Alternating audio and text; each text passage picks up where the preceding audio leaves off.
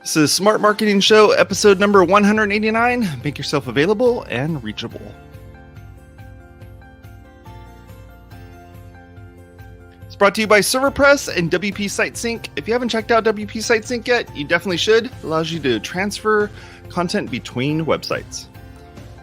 Support us on Patreon. Go to patreon.com/WPwatercooler. Thank you very much for helping us out over there. I'm Jason Tucker. I'm an IT director, web developer. You can find me at Jason Tucker on Twitter. This is my friend Bridget Willard. She is a marketing consultant. She can be found at Bridget M. Willard on Twitter.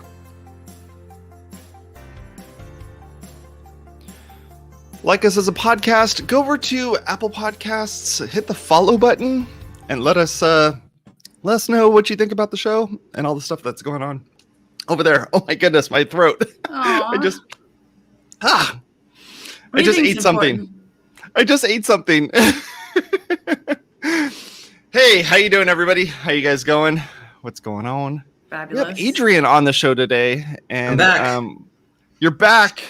You're back. If you haven't seen Adrian on one of our shows, feel free to go over to our website at WPwatercooler.com/smart marketing show, and you can find it over there and go take a look at that episode. It was really, really fun. Bridget, what are we talking about today? So this is kind of a part two. Adrian adds a lot of value, and thank you very much for your time then and now. My pleasure. And, one of the things you brought up about how to market yourself when basically nobody knows you. I mean, we were like street cred, but like nobody's aware of you. Was being reachable, and you talked about different ways that you're reachable and things like that. So I thought, you know what, that would be a great topic to discuss. So I'm going to kind of start off with a little bit about how I use that. So I'm always reachable, which I feel like now is a little bit backfiring for me. So I'm super curious about this from your standpoint, because I feel like I don't know if it's a gender thing or just like, oh, I'm the too available girlfriend. Everybody knows they can DM me and ask me something and I'll tell them the answer. Or if it's kind of like people just learn to expect that from you. Like that's me for the last 12 years. So first of all, where did you, being reachable, it sounds like, okay, how about this? Adrian, how do you define being reachable? All right, so let me preface this conversation with just an observation from running a software company and observing other software companies, which I like to model my own afterwards. In a lot of spaces, as companies grow and as they gain market share, they put up barriers between their customers or potential customers and real people running an organization or running their organization. They put up those walls because there's an expense there's a real cost to answering and taking the time out of your day to answer people's questions and to hold their hand and to guide them. There's a real bottom line impact on being reachable and being the customer-centric and down-to-earth organization that some organizations choose to be. Most businesses or many businesses decide that cost is too excessive, and then they put up those barriers, whether it's like a chat bot on the homepage, whether it's 7 steps to submit a support ticket, whether it's no phone number on the contact us page, whatever they decide to do, they put up those barriers to save the human cost of actually talking to people. So that's what I've noticed. And from a marketing perspective, one of the things that my dad, who trains marketing in a lot of circles, one of the things that he always shared with his audience was being different is better than being better. And that means like your product may or may not be better than anybody else's product. It could do exactly the same thing. It could be, you know, slightly lacking on some of the features that your competitors offer. But if you're able to deliver it in a way that gets your customers to a superior result or a different result that they're looking for, then you have an opportunity to actually succeed when your competitors might falter. Mm-hmm. And one of the ways that I chose to be different, and my organization chose to be different, was not to be like a faceless corporation, a faceless software company that basically just sold features. And instead, you know, I just slap my face on literally everything and say, hey, listen, if you have a question, if you need something from us, if you are experiencing a roadblock, then our organization exists not just to provide you with the software to overcome those roadblocks, but to provide you with the business intelligence, the knowledge, and the support to implement that software to overcome those roadblocks. So that's my preface to this conversation. That's kind of interesting. Like, I just wanted to like interject, Adrian, that I know your dad is a professional jazz musician. Yeah. Because that's jazz. So you learn all this music theory, which gives you the basis and the foundation of how things work. And then there's jazz, which will take those musical boundaries and kind of push them a little bit. They'll go on the melody, and then everybody gets a turn kind of riffing. But you're still, a lot of people who don't understand jazz think that they're just playing nonsense, but they're still well within the structures. They're composing and playing at the same time in their brain in real time. Like, the most intelligent people are the most intelligent musicians are jazz musicians, because they're not reading music. They're creating on the fly. Yeah. And actually they use both parts of their brain. You know, you hear a lot of times that music and math is in one side and language is the other, but the people who compose music use both hemispheres more than anybody else. So it's kind of interesting that advice trickled down, like being different is good. Like, you can listen to Charlie Parker and you know it's him. You know that's him.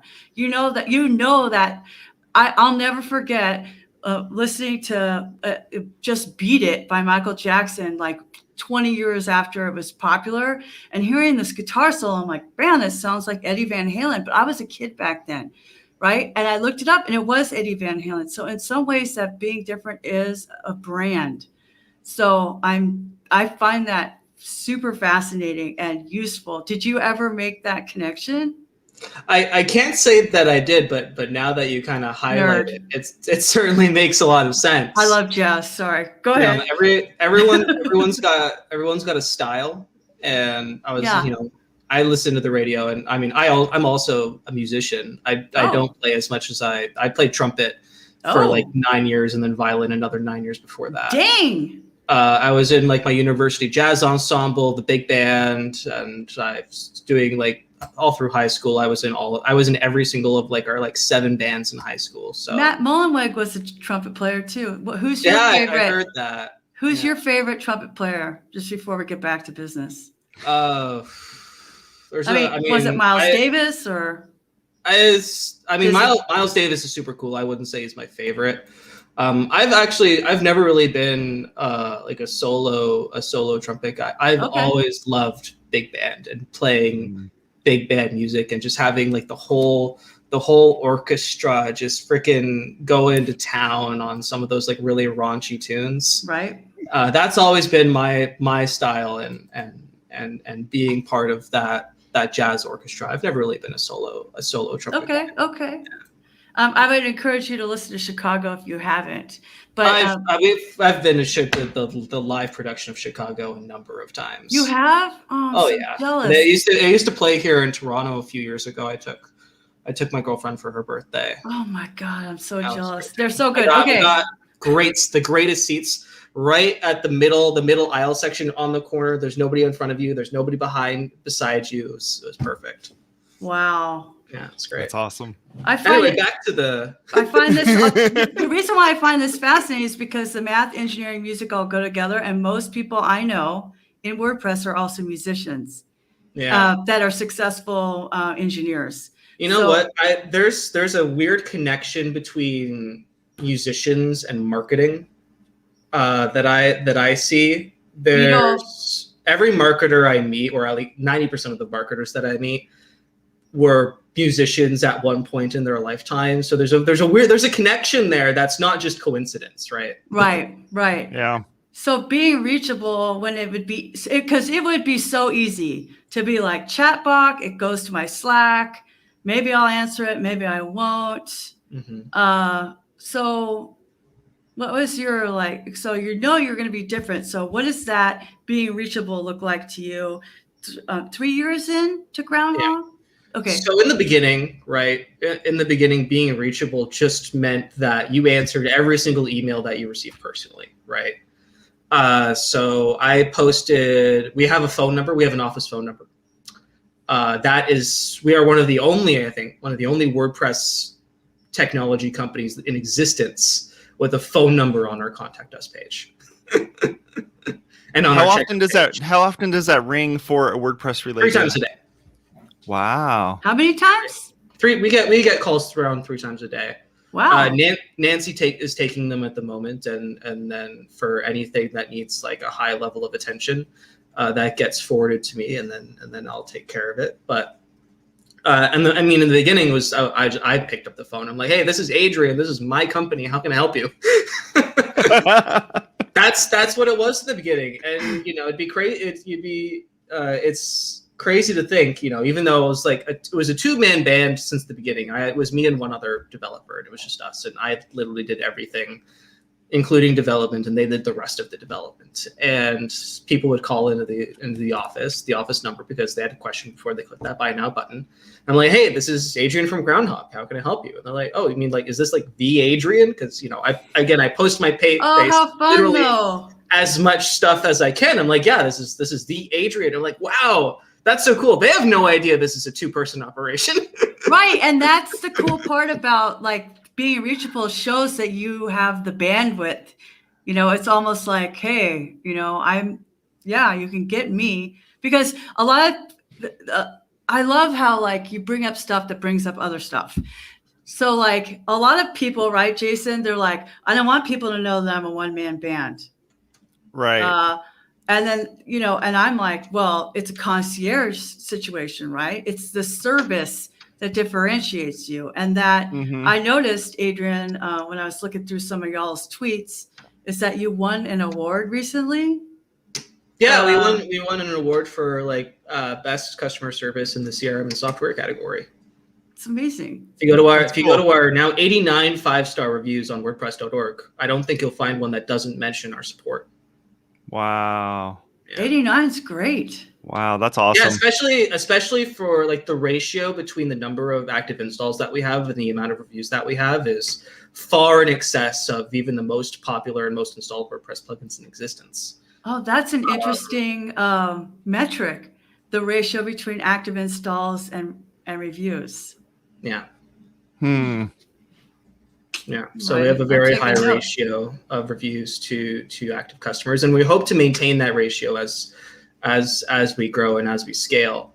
That is something that I am always conscious of, even much more so than our actual active install count, is the ratio between active installs and reviews, because that's the real metric that I actually base customer satisfaction and success on, right?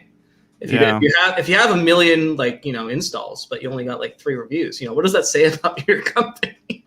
True. That's very true. And all those unanswered support tickets, and so I digress. So where do you change from going to you being the person who's answering the phones, you being the person that's answering the emails, you being the person that's answering the DMs, to what you were saying before, where Nancy was the one who's now answering the phones, maybe answering the emails or the direct messages, and then essentially you get transferred to as needed. Where did you find that you needed to actually start doing that? Because you're still a small business, right? But you look on your website and you do have employees and family and all that stuff that are involved in this. But where did you get to that point where it's okay, I need to not be this person doing all this stuff. My face will still be on the website. People still know that I'm going to be the one that may answer this at some point. It's just I'm not going to be the first line of defense. it is unsustainable at a certain point. It has been unsustainable for me to do all of it for some time now. So there's a couple ways to still be and still claim we're reachable. So first of all, it went from I'm reachable to we're reachable. Yes.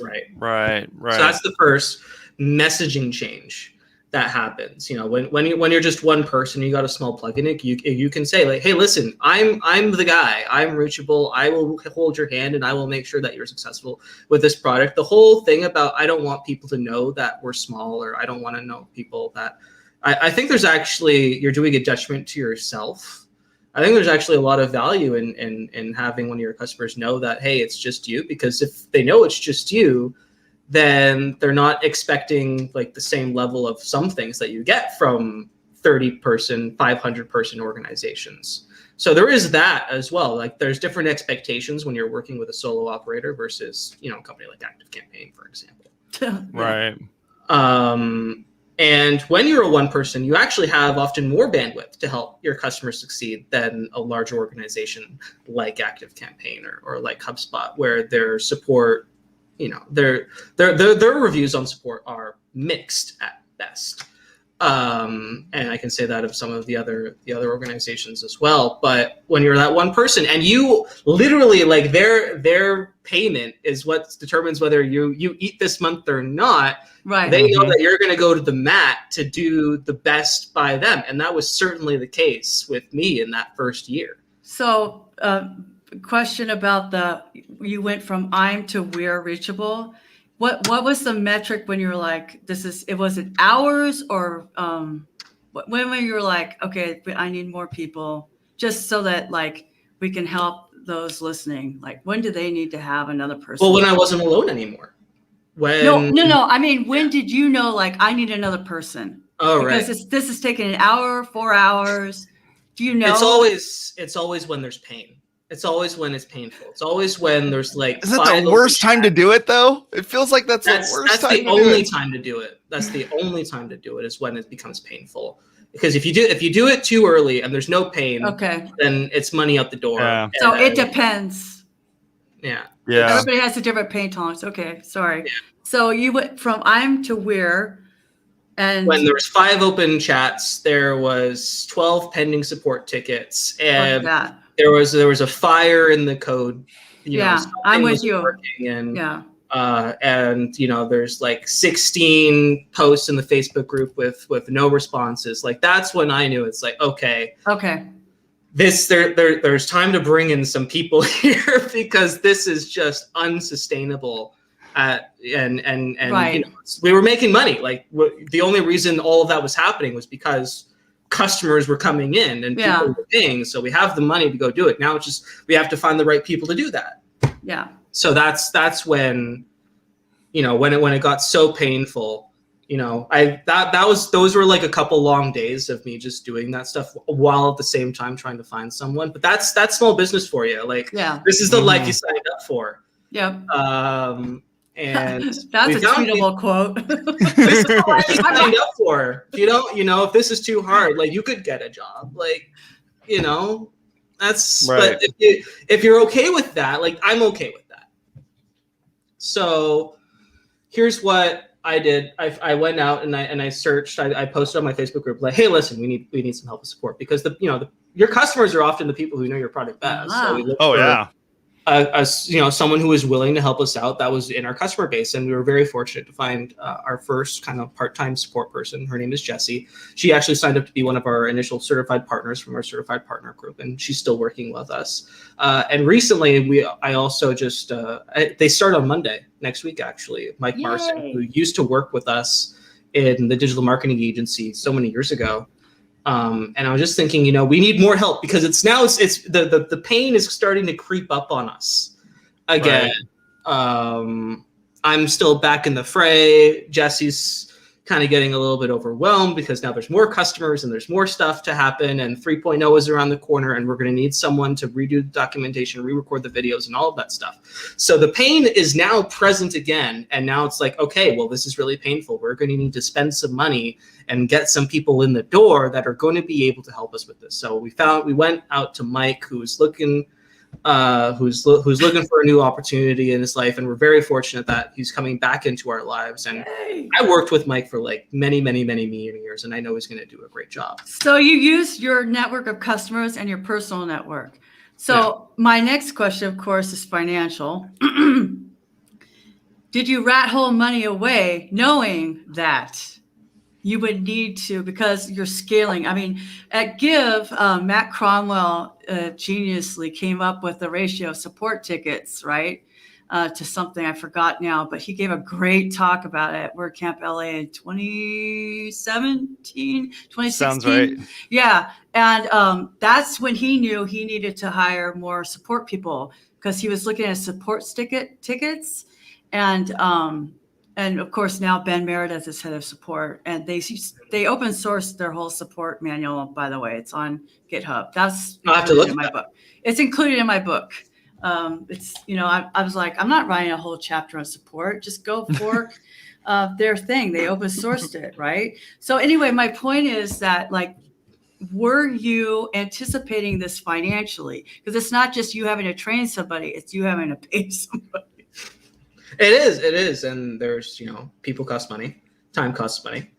And I wasn't like, I've never been, and this is my dad's fault. My dad has always been like, Adrian, don't worry about the money. The money will come, right? The money, when you need it, the money will come. You'll figure out a way to do that. And that's just been how I've pretty much lived my entire life. And sure enough, like, the money has always been there. So I've never been much of a pigeonholer. I was fortunate last year. We actually turned a significant profit in our second year of business, which I think is pretty good for like it's remarkable. Yeah. No, it's remarkable, because any small business doesn't make a profit for 3 years. Yeah. That's why I got this tattoo. Yeah. That's another story. A shy of 6-figure profit. Yay! In 2020. So basically looking forward till probably about halfway this year, I am operating this company with the intention of losing money. Because we have that nest egg from 2020. Yeah. Right. But I'm okay with it's all about, well, do you know, like, are you going in with a specific intention, right? Because if your intention doesn't match the result, that's when bad stuff happens. Right. Right. But if you're like, hey, listen, we're going to have to spend a little bit more than we're going to rake in for the next few, because we just got stuff to do, and we have stuff to make sure that, after this period of time, that we're going to be able to accelerate again quickly. Well, right. Because there's comes to a point in a business where, you're kind of coasting for a little bit, stuff is going, and then or you're working on stuff. Period. Yeah. Like, I did 5 books this year. This is my 5th book. So I kept my client base small because I wanted to get these books out of my brain. Right. Right. So I want to ask you another question about being reachable, Adrian, because you're so dang. I mean, I'm going to be like, wow, I knew that guy. He was on our show back when I was in my 40s. My question, because I get this a lot as being a social media manager, and being a social media manager is being a representative of that company. Yeah, and you are that salesperson. You are the person at the end of the call. And if they don't get their support tickets dealt with from Help Scout or blah, blah, blah, blah, blah, then it's going to come to Twitter, and then I'm going to ping you in Slack and be like, hey, what's going on? So people say, what is the, this was really a big conversation in 2009 when everybody was like, what's the ROI of Twitter?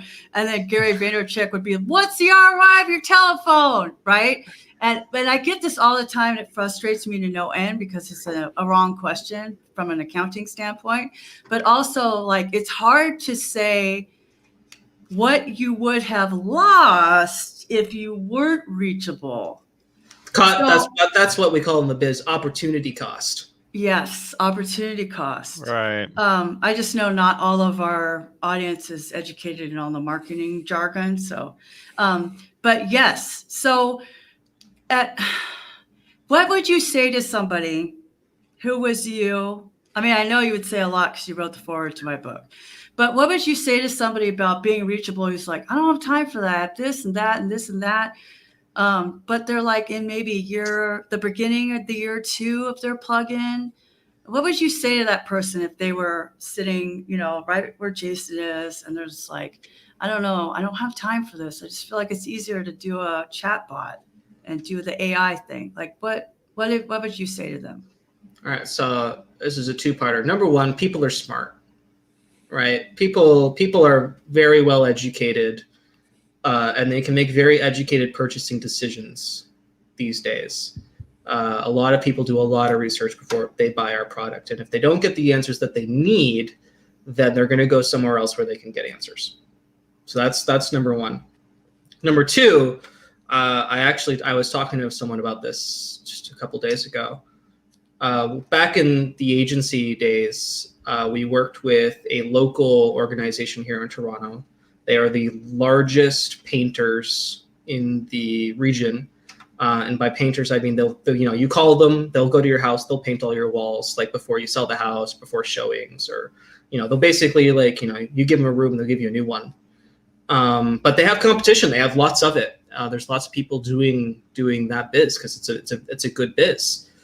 And one of the things that we learned very quickly was that whoever picks up the phone first, because their buyers, they go to 4 different companies and they submit 4 quotes. And whoever picks up that phone first gets the business. Mm-hmm. And so everything that we did with them was purely focused on making sure that their team could get to the customer's inbox, their telephone, their text messages first. And that was our sole job, because we knew if they got there first, 9 times out of 10, that was a new client. Yeah. Because they're gonna pick one. And I think it's very similar in software. I entered a pretty aggressive market. There are hundreds there's like 10, maybe 15 popular CRM marketing automation tools. And then there are hundreds more that are lesser known. And I'm probably under that like top 15 mark somewhere. And wherever they go to get their answers first is who they're going to do business with. Of course, there are other factors like price and in technology and integrations. But if you aren't differentiating yourself in any other way, then your reachability and your ability to communicate with that customer or that lead is your difference in what your opportunity is to differentiate yourself from the competition. Because if someone posts on Twitter and says, I need a solution to this, and you go and answer that tweet and say, hey, listen, here's an article on how you might be able to do that, that person is much more likely to do business with you in the future than your competitor who doesn't even know that they exist. Right. Yeah. Right? When I went to go start searching for pricing on air conditioning at my house, we use this thing called Angie's List. I load up Angie's List on my phone. I went and did a quick search. I selected air conditioning, picked like the 5 ones that I thought were good, because they just give you a list. Because it's Angie's List, they have to give you a list. They can't just like automatically do it. So then you pick the ones and you hit the go button. And I kid you not, the second I hit go, like my finger, I don't even think all the packets went over the internet to the place that it needed to get to. My phone rang, and I answered the phone, and then my phone rang again, and my phone rang again. I had the switchboard problem where I had like 5 calls coming in all at the same time. For me, and I just picked up the first one. So whoever was the first one, I picked them up, started talking to them, and I ended up going with that company. Not because of like they were the first or anything, but I think in my mind I was like, these ones were the first. The thing is, and going back to the availability, subconsciously. Okay, now going back to the availability side of this, in our topic here is that Joe Air Conditioning Guy did not call me and say, hi, Jason, I'm here to take care of your air conditioning stuff. What happened is some call center type setup, or somebody who's at their house who is being contracted to do this type of work, was notified through the computer, hey, call this number. The phone automatically dialed within like a millisecond, and I got a phone call. So that whole process was something that made it so that I didn't have to like wait for an email, wait for a phone call, do any of that sort of thing. And yeah, that's that proactive. person who runs the company didn't have to do any of that stuff either. So they were able to take care of intake, getting that stuff so much faster and getting that information and making it so that you're not waiting. Like me as a customer, it was 9:00 at night and my phone rang and I'm like, why am I getting phone calls at 9:00 at night about air conditioning? And not only that, 5 of them called me all at the same time. It could have been 5 people sitting next to each other in that call center making those phone calls, but they did. And for me, that responsiveness was cool. So taking that into like how, like, say, like one of those chatbots that people put on their websites, man, you're right. I mean, people are smart. Like people know that there's a chatbot. They know. It's so annoying. There's not a real person Oh, there. I'm so tweeting that out. And the chatbot what really ticks me off about those chatbots is it essentially prompts you with what the next response is going to be. So like it'll pop up and say like, are you looking for support or are you looking for sales? And I'm like, I'm looking for support. And it's like, oh, here's the common problems that we have going on right now. And I'm like, I don't want the common problems. I have a thank you for letting me know about the common problems. My question. I want to talk to a human being. It's actually incredible. One of the most frequent responses that we get. So we have Facebook Messenger, the Facebook Business Chat plugin on our website. And people will actually just type into the first question is not, hey, listen, I have a question. It's, is this a chatbot? And we'll have to be like, no, this isn't. Like, this is Adrian, or this is Nancy, or this is Mike, or this is whoever. Right. We're a real person. How can I help you today? And they're like, oh, wow, that's so cool. A real person. How do you afford that? And it's just like, we just do. And you would be our customer.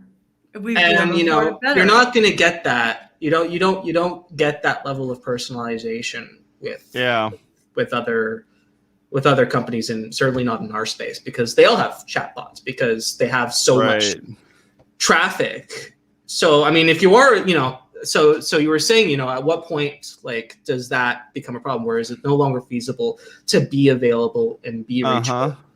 And I talked about this with Doc Pop a couple days ago. Okay, I'll link. And he was talking about the chatbot and AI and everything. And one of the epiphanies that we had as a group was that AI is not meant, and chatbots are not meant as a replacement to the human touch. They are meant as an assistive technology to improve the conversation that you have with a human being. So the AI might instead be responsible for just routing you to the correct human being, right? Or whatever, and making sure that you have an excellent conversation. They might do like some pre-qualification and send you, but as long as there's a human being involved, then that just has a much better experience, because people do business with companies that they trust.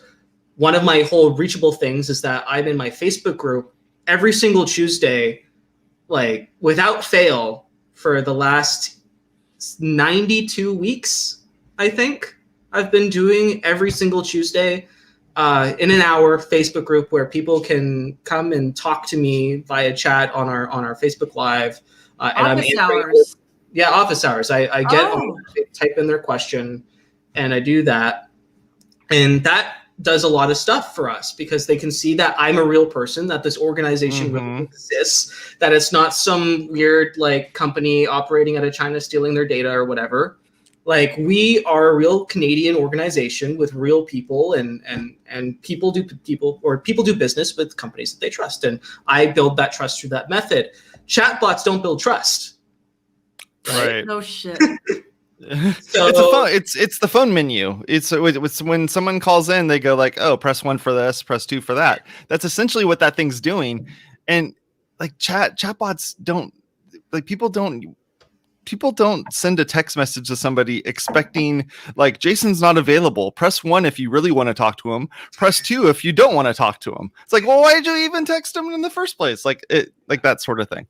And it's silly. You're not always online, right? If so, like we operate pretty standard business hours, and we don't always have someone online to answer those chat requests that we get at like the middle of the night. Do you? So what we do is we have. we have an auto response, right? We just say, hey, listen, this is not a chat bot, but this is just our auto response because we're not around right now. What you can do is you can go join our Facebook group and you can just post your question and we'll be able to help you out in the morning, right? And that then just sends them to somewhere else where they can actually get a live answer from someone, a real person, because we have 1,300 people in our Facebook group who are all groundhog experts. Right. So now they have. Sorry. Do you have a? I have two questions now. Do you post your business hours for responding? Is it on your website? So we have our office hours on our YouTube channel, and we have it on academy.groundhog.io. So we do. We record it and then we upload it. So I guess you meant operating hours, right? I mean, what I mean is like on Ninja Forums, because I'll get people will talk to me on Twitter and I'll be like, oh, just so you know, they operate from 9 to 5 Eastern we have time, Monday through Friday. We post our operating hours. So we have our operating hours for when people submit a support ticket, for chat. Yeah.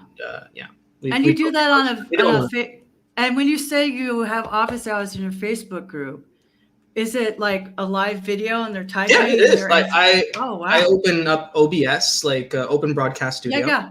Mm-hmm. I record my screen. I have a webcam. I just throw myself with the webcam, and then I go live to Facebook in my group. And I'm like, hey, I'm here. You can type any questions that you have for me in the live chat of the Facebook broadcast. And I will repeat your question. I will just speak out loud your question so everybody else has the benefit if they're not reading the comments. And then proceed to answer that and do demos and show things. I also usually come with like a topic.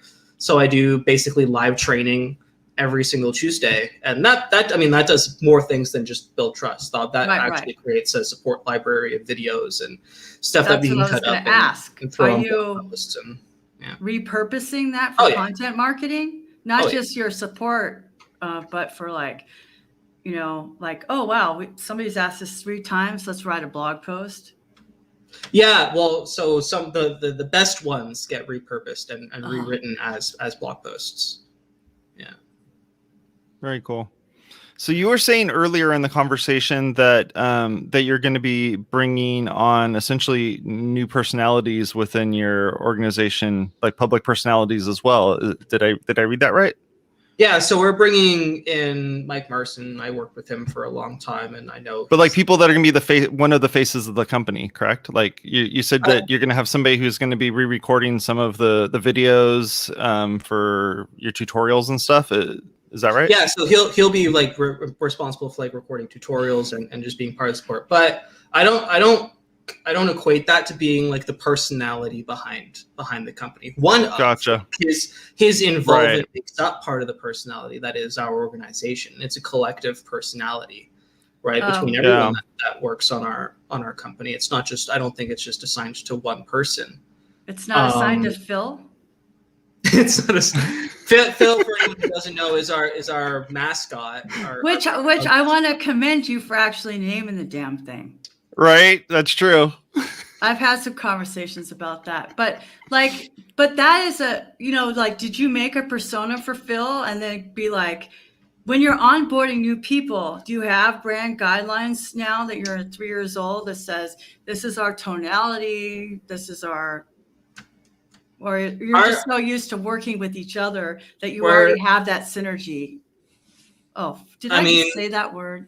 In terms of tonality, it's a real world. It's a real word, though. It's okay to use that word. No, I mean, in terms of tonality, I don't think we've really defined that. I think there's still room to improve our tonality and improve the way that we communicate with customers. Like we're not a perfect organization. No. I was just wondering, like, are you the basketball team that's so used to playing with each other? Because you said you worked with Mark before. But like, if you were to bring on another person that you don't know, like, what would that onboarding process be like? Is there anything we can help our audience with? I mean, I'm not like trying to open your. Yeah. That's a good question, because I haven't really thought about that. I've worked with Mike before, so I know kind of how he does things, and I've already just approved that in the back of my mind. Like if he does it that way, then I'm going to be fine with it. Like, that's great, actually. He'd probably actually do it better than I would. So But I mean, in terms of like Groundhog's tonality and the way that I've always just approached communication with people is just, no BS, give them value, right? And I've End of Google probably Doc. am a little bit forthright in some conversations when I'm like, hey, listen, I understand that you're really passionate about doing it this way, but I'm just going to tell you from experience that's just not going to work. And not everyone appreciates that. Plus voice. one. Especially, don't expect that from just a technology company. Some people sign up and it's like, I just came here for the technology. I didn't come here for your expertise or your experience or anything. I just want you to make it work this way. I want you to make the software work this way. And then we'll say, listen, I understand that it wasn't designed to work that way because we know that way doesn't actually produce results because we have this much experience and we've worked with literally thousands of businesses and we know a thing or two about that. So that's some of the ways that we also differentiate ourselves, but it doesn't always work out. It'd be not cool. everyone makes our perfect client. Here, this is some free advice. You should do a white paper on the best. I mean, because you and your company and your previous company have worked with thousands and thousands of people. If they sign up for your email thing, that would be an excellent white paper of like, here's what we've done, here's what works, this is why, here's the no BS value add. That would be excellent. Anyway, Jason has a question. That is an excellent suggestion. And I know that can go to our new customer success guy. Yeah, Mike could do that. Yeah, Mike could do that. Yeah. Okay, sorry. So no, I know Jason had another question. I was just that would be so rad because see, people look at you and this is a problem. People look at me and they see gray hair and they think that I don't know how to use the internet, which I grew up with. And then people see you and think that you can't get discounted auto insurance because you're too young and your brain isn't finished. You know what I mean? Like people have I can't get discounted auto insurance. Just out there. I live in Toronto. We have the most expensive car insurance rates in the freaking world. It is unfair. You have high crime. Are you over 25 yet? Am I allowed to ask? You are allowed to ask, and I turned 24 this year, I think. Okay, so you have another year before your brain is finished, and that's why you get discounted auto insurance. That's literally the reason. It's not a joke. But the thing is that people assume things based upon our appearance. And so when you told us that before the last episode, right, Jason, I was completely blown away and shocked because I don't hear you here. I don't read you talking that way on Twitter. I didn't know that you had hundreds and hundreds and hundreds of websites that you personally built. In my brain, it doesn't feel like you're old enough that you've done that. And that is a wrong assumption from my end and something that, I would apologize for if I had said something stupid, which is possible. But having those trust issues with the ageism in technology is a real problem, whether you're too young or you're too old. Right, yeah. Jason? So I feel like a white paper would be like, oh yeah, well that's, and then you could do a whole features thing. It would be bitching. It's not a problem for everyone. I routinely have people, agencies. These are not new people. These are not inexperienced people. No. These are people who've been working with clients for 20 years, 30 years. I had someone come into our network the other day and he wanted to do a call. And I'm like, okay, well, I have time. And that being reachable, someone wants to talk to you and they're really persistent. It's like, all right, you know what? You're persistent. Here's an hour of my time. Well, I'll see if we can provide some value to each other. And he came on, he's like, man, I've been doing this for 20 years. And I swear I've learned more from watching yesterday's office hours than I have in the last decade. And I just wanted to come on and say thank you. And that's all he wanted to do. He just wanted to give me a personal thank you. That's the only thing. Oh, that's cool. And I'm like, well, thank you. I really appreciate it. Is there anything I can help you with today? Right? He's like, no, I just wanted to say that. I'm like, oh, well, thanks. I really appreciate that. So it's not an issue everywhere. There are some people who are how can you know better than me? You've been doing this for 5 years, not 20. And it's like, well, great. You don't need to be a customer. We don't need You're your fine with business. it. Yeah. Yeah, I'm okay with that. If you know better, then power to you. Enjoy. All right. Enjoy Right? paying HubSpot. Bye, Felicia. It's like the reason they're like we do things certain ways in our technology and in the way that we provide value and support to our customers, because we're not, you asked about technology. It's just we're not a technology company. We had competitors come out recently, competition in our space, from a fairly significant firm. And one of the differences, people ask, well, what makes you different? And one of those differences is that that organization is not run by people who know what strategies work and how you can leverage this product to create value for your organization, right? Their product may offer different features or it may do things differently, but when you use ours, you're not just buying software, you're buying access to a team of people and a network of agencies and organizations that know what they're doing and can provide you literally step-by-step rules and systems to follow to implement shit that works. Shitthatworks.com. Is it available? Let's buy it. I don't know. I know we have to go to our tool or trick, tip of the week trick. I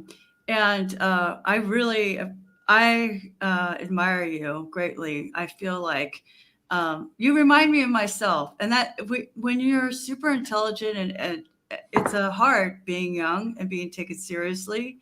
So I definitely admire you for that. Christy Chirinos is another one of those people that's a genius, freaking genius, a prodigy actually. And it just blows my mind. I love it so much.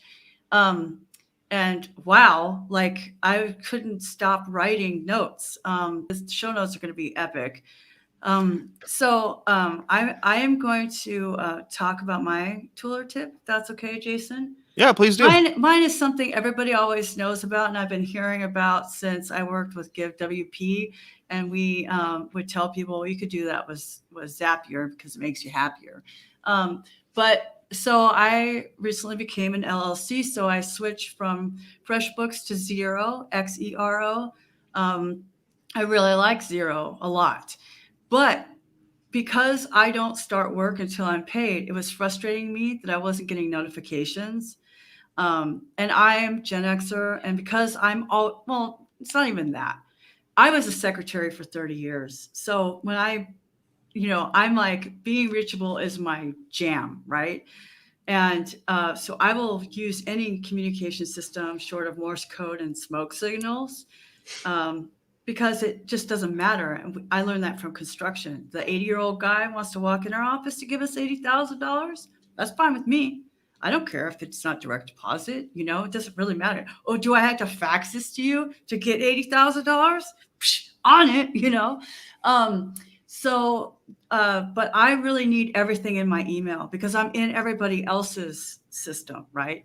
I was like, this is really frustrating. And I couldn't find it in their documentation, how to change that. And I finally went to Twitter. And then another friend was like, oh, you can do that with Zapier and just make it, send it to your Slack. But I'm like, I don't have Slack for myself. Who am I going to sign things to? There's no Bridget Willard LLC community on Slack. Just follow me on Twitter, right? So I'm like, there's probably one for Gmail then. So I went over to Zapier, and there is a Xero Gmail recipe or whatever they call it. And it's like a free account, basically. I don't even have to sign up, I don't think. But if I do, it's totally worth it, whatever it costs. I hope it's not $200 a month. But then I get that email, and I know so-and-so paid, and I know I can start the work. So like even something you're aware of, you might not realize it might be the tool you want. And that's, the lesson in that is kind of brand awareness matters, because I've heard about it for the last 6 years, but I finally started using it. Right. So it's not, so how did they get that customer? Well, it's a long journey sometimes because your needs change. But yeah, Zap, it was funny because somebody else asked me, I'm like, oh, I bet you could do this with Zapier. And like now I'm like, is there a Zapier connection for this or that or this or that? And 99% of the time, yes. yeah, especially if there's hooks and APIs, right? So Mhm. it really made me proud that I remember that I asked and that I chose a really good accounting system. I really love Xero. It's actually ending up being so it's kind of a double tip like Zapier, but Xero. I love it. It is clean. It is easy to reconcile things with, and actually, I'm paying less than I was with FreshBooks. Yeah, I use Zero, and it's great. How did I like FreshBooks ended up because FreshBooks keeps paying, charging you the more customers you have, which is fine. It was fine for me then, and I love FreshBooks. But wow, Hmm. like I was paying $50 now. Well, I'm gonna keep FreshBooks for a while until like my taxes are done. Right. But as soon as my taxes are done, then I'll close that account. But still, I'm only paying 35 with Xero. And it's Yeah. more robust, as everybody likes to say in software. It just has more features. It has an actual chart of accounts, which my inner accountant really loves. I spent a lot of years doing accounting. As anybody knows that I do that. So yeah, I'm really I'm stoked. I assumed again, oh, Xero, it must be really expensive. It's not. It's not. So anyway, if you have to change your accounting system for one reason or another, like maybe consider Xero. And I heard about them from the Magento client I used to use. So Very cool. I mean, I used to, whatever. I didn't Yeah. use them. I'm drinking another cup of coffee. Adrian, what do you have for us as a tour tip? Yeah, I got one. But before I launch into it, I've just for anyone, the TLDR of this episode, I want to say the things that you should do to be reachable, or things that you should add to your current doings, right, to build that brand awareness, to build that trust, and to differentiate yourself against your competitors. Number one, get a personal and corporate Twitter account if you don't already have one, and link both of those so people know who the face of that company is, right? Whoever your brand PR person, or if it's you personally right now because you're the solo operator, throw that on the website and have people follow you personally so that they can follow your journey, because people, they'll buy your products and then they'll be interested in you. And I am finding that increasingly, like people want to just follow my journey. And even I got more than just Groundhog going on. I got Mailhawk and I got Formlift and I got a few other projects. And people just want to see what I'm doing. And, another example of that at a much bigger scale is if you look at the founders of Basecamp, right? And you're following what David Hammer Hansen and all those guys are doing, right? And those guys have massive personal Twitter followings because people buy Basecamp, learn about them, and then just want to be part of their circle of influence. And that is incredibly powerful, and part of that being reachable. Number two, put a phone number. You can buy a digital 1-800 number. You can do VoIP. You can do whatever, even if it's just your cell phone number for now. Put a phone number on your checkout page. Put a phone number on your contact us page. Not a ton of people are going to call you. You're not going to get spam calls, right? It's just, you think that putting the number is going to just introduce a flood. That's not what happens. The only thing it's going to do is you're going to pick up the phone once, twice a week at the beginning. And it's like you're talking to Adrian, or you're talking to Dave, or you're talking to whoever, and the person on the other end is like, oh, really? The Dave? That's really cool. I just had this really quick question. So that's what that's going to do. Number three, put live chat on your site, not a chat bot. The tool that I'm going to recommend that you use to do that is if you have a Facebook page, and if you don't have a Facebook page, just get one. It's pretty easy. A lot of people who still use Facebook, even though a lot of people really hate them, a lot of people still use it. And they have a free Facebook business chat plugin that you can just install on your website. And the nice thing about that is someone comes to your website and they ask a question through that live chat. If you're not there, you don't respond right away, they leave the website. If you message them back, that message that you send them will open in their Facebook Messenger app on their phone and follow them. So they don't need to be on your website to continue the conversation, which I think is really, really, really cool and a really big value add. So you can continue the conversation outside of your website, which is not the case for most. In most cases, it's like, well, give us your email address and we'll continue the conversation by email. People don't want to do that, right? They don't want to give them an email address before they trust you, before they have a reason to. So just using the Facebook Business Chat plugin circumvents that, and you can continue the conversation elsewhere.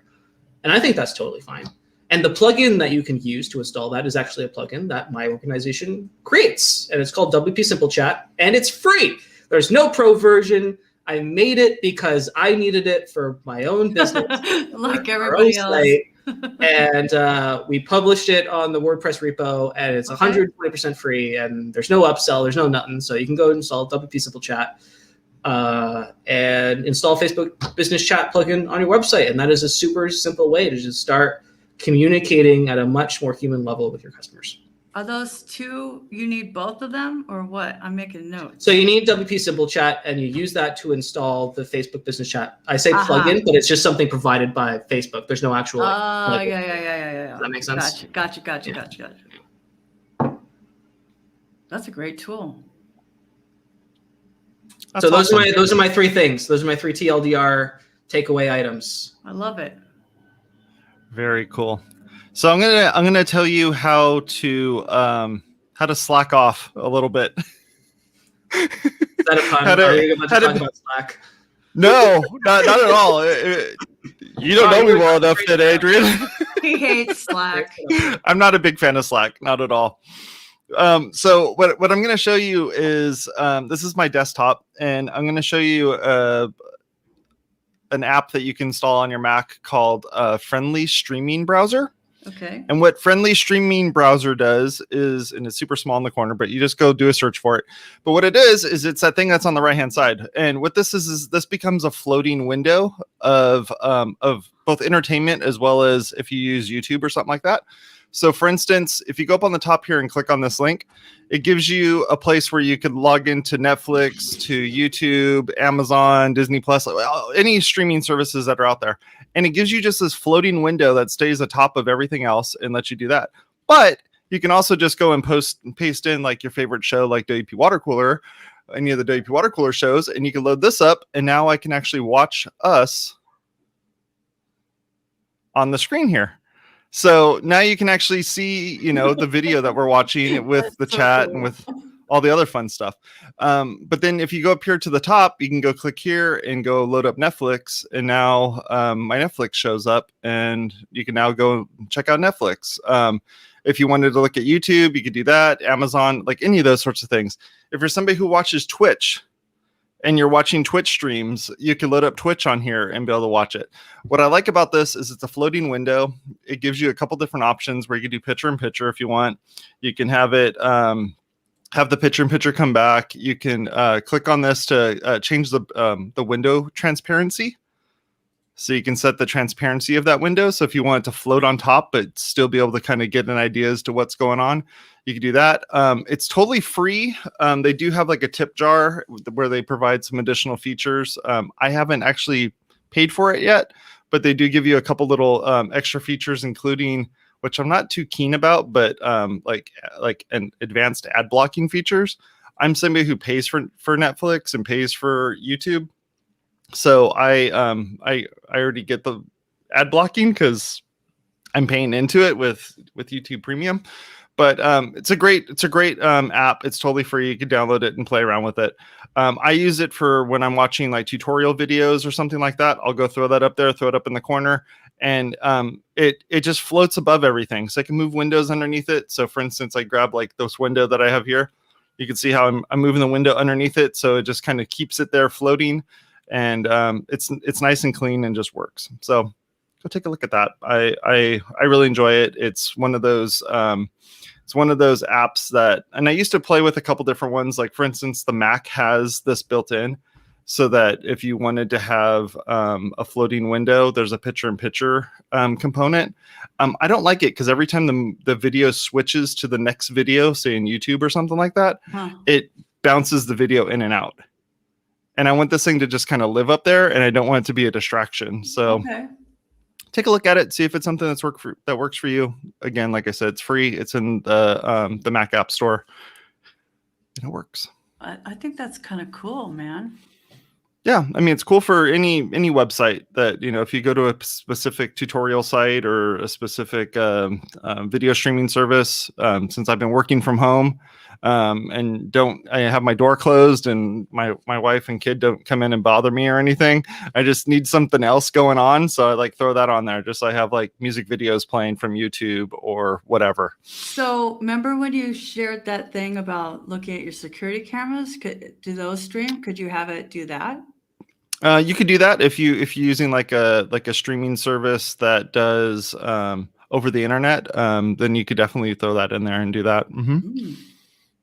Because you said you're in the back of the house. It's kind of like, yeah, we use Ring at our house, so the Ring, the Ring things kind of go off. So I just have another app that just runs. I have the Ring app who just bothers me all day long, popping up every time. Like the gardener's walking by, and every time he walks by, the thing goes off. So yeah.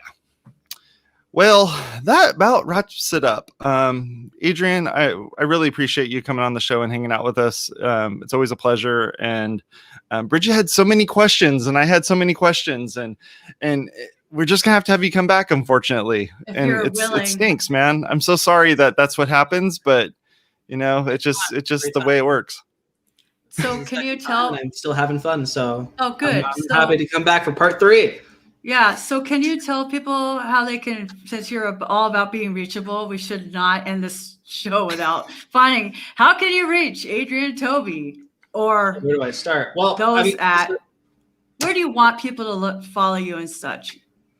The best place to reach me now is I just actually got my own personal website done with kind of all the stuff that I'm doing. So you should go to adriantobey.com now, and that's going to direct you to all of the places of which I'm reachable. It's got all my social and my personal social stuff as well as my corporate social stuff. And you're welcome to follow me on those places and just be part of the conversation. I'm super responsive.